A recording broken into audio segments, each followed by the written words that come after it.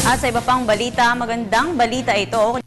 Nabigyan ng serbisyong pangkalusugan ang mga matatanda ng veterano ng World War II. Ito'y sa pamamagitan ng makataong misyong inilunsad ng Filipino War Veterans Foundation Incorporated. May ulat si Joseph Parafina.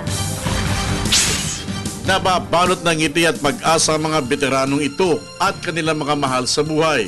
Itiim nang minsan pa silang dalawin ng kanilang mga dating kasama sa pamamagitan ng isang medical at dental mission na inorganisa ng PhilVets o ng Filipino War Veterans Foundation Inc. Dito sa Wildcat Gym sa Barangay Ususan, Taguig City, hindi alintanan ng mga voluntaryong doktor ang mga panggagamot at pag-aasikaso sa may ilang daang mga benepisyaryong pinagkalooban ng serbisyong ito.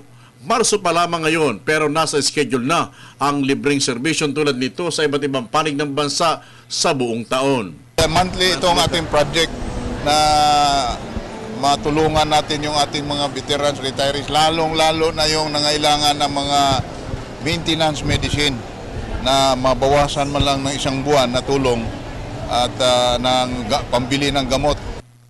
Ranong ito, may ilang minuto kong nakitang nakaupo sa kanyang bagong tanggap na wheelchair. Pero medyo suplado pa nga ito. Subalit ng aking kausapin, ramdam ko kung paano siya nagpapasalamat sa tulong na ito sa kanya ng nasabing grupo. Buti.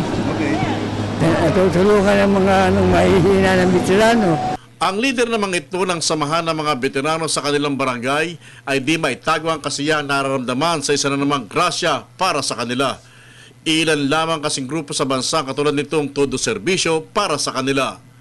Malaking bagay po at nakapa-increase sa aming moral nga bagaman wala na kami sa active service ay palang naalaala pa rin kami sa ating national government through the instrument of the military organization.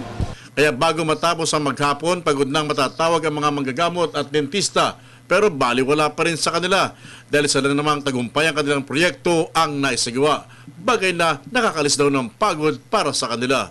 At sabi nga ng mga opisyal ng PhilVets, kung mayroon pa mga dapat na pasalamatan, donasyon na mula sa iba't ibang grupo na umaalalay sa kanila. Pero we feel that we have to contribute to the armed forces effort, to the veterans welfare, para naman